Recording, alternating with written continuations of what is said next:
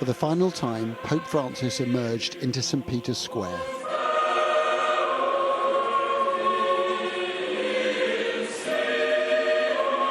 For more than a decade, he had led the world's Catholic population, but now was the time to say goodbye.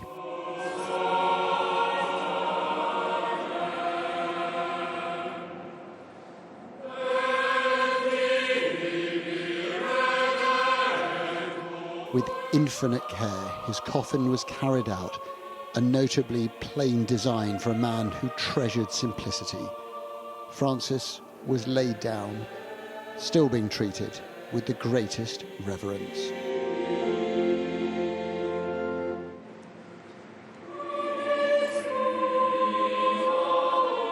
Above, a cloudy morning had given way to sunshine. 250,000 people were crammed into the streets and squares of the Vatican, a sense of celebration as well as sadness. The Church and its devotees had lost a leader.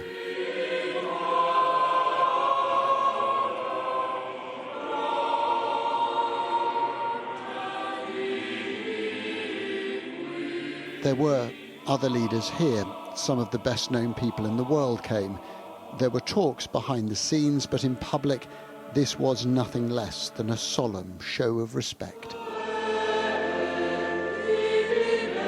Francis was remembered with affection and admiration, a man who kept working until the very eve of his death.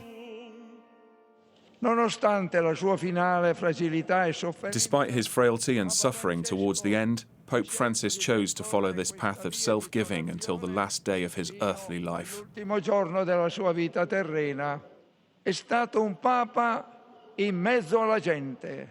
was a pope among the people, with an open heart towards everyone. But Francis was also remembered here for his views, his politics even. His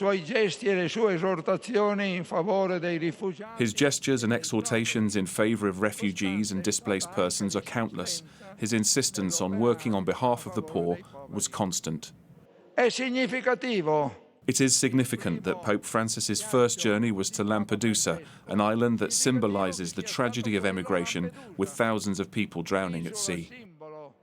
And as Presidents Trump and Zelensky looked on, fresh from their talks about the conflict in Ukraine, the world remembered a pope who loathed the destruction of war. Papa Francesco incessantemente.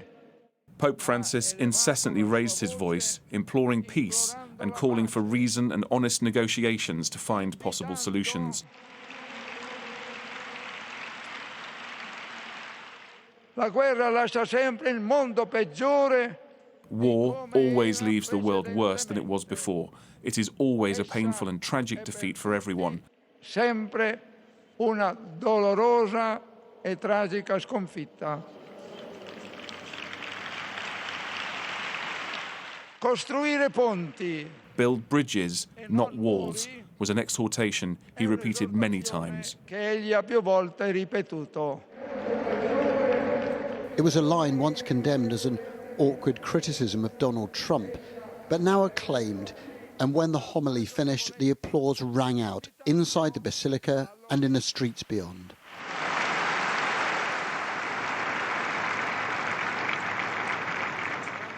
Prayers were offered, some spoken and some sung. Per omnia saecula saeculorum.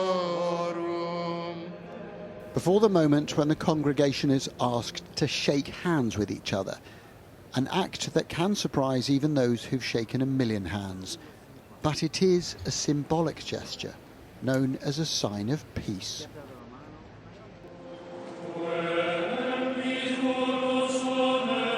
This was a funeral that felt both intimate and enormous, watched by the cardinals who will meet next month to pick the next pope. One of these men will succeed Francis. Misericordiae tue, Pater clementissime. Then the request for God to welcome the Pope, an emotional pinnacle in any funeral service, and it brought another outpouring of noise and affection. His coffin was lifted and tipped gently towards the congregation.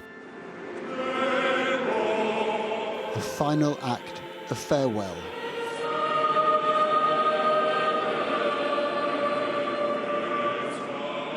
And then, slowly, slowly, carried back into the shadows and grandeur of the basilica.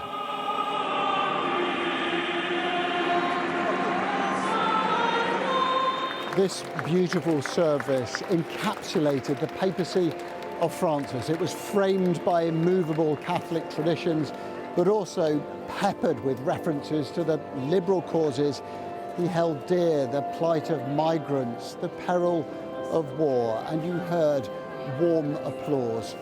He is now being prepared for his final journey.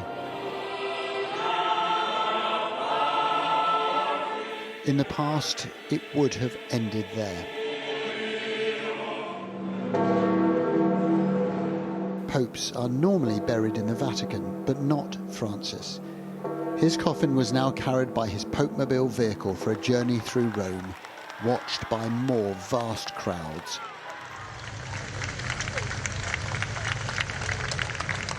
The devout and also the curious. A pope hasn't been buried outside the Vatican for more than a century. The procession passing the Colosseum, built during the reign of the second pope. Francis was Pope number 266. Few have been so loved, and this was a chance for many to say goodbye.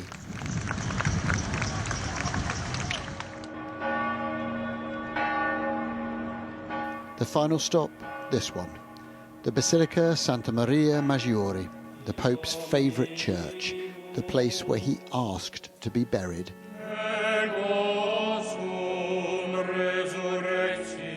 His coffin carried inside, greeted by children, roses, and by this, the image of the Virgin Mary that Francis adored. This was the church, the place that he always came back to, where he found solace and peace. And now it is where Pope Francis will rest forever. Adam Parsons, Sky News, Vatican City.